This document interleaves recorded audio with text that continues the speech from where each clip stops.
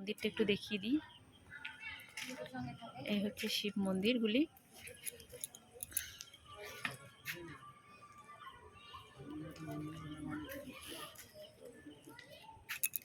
আর এই হচ্ছে মায়ের মন্দির।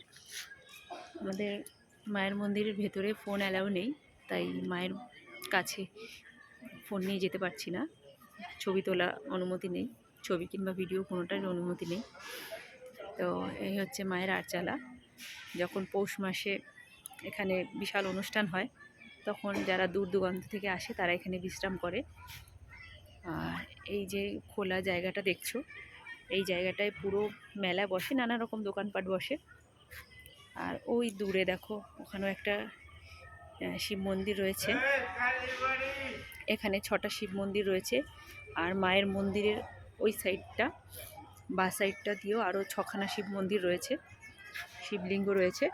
তোমাদেরকে একটু দেখানোর চেষ্টা করি শিবলিঙ্গটা। এই দেখো, মহাদেব বসে আছে। আর প্রত্যেকটি মন্দিরের মধ্যেই শিব মন্দির আছে, শিবলিঙ্গ রয়েছে। তো তোমাদেরকে আরেকটু এগিয়ে ঘুরিয়ে দেখাই। তো চলো,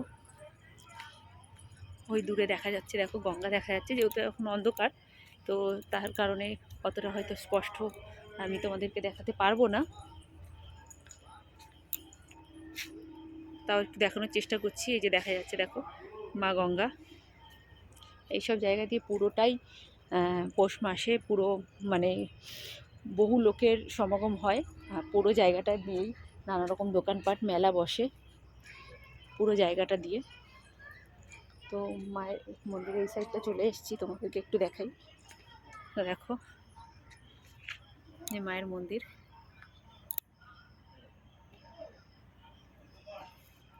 আর যেই শিবলিঙ্গগুলো রয়েছে,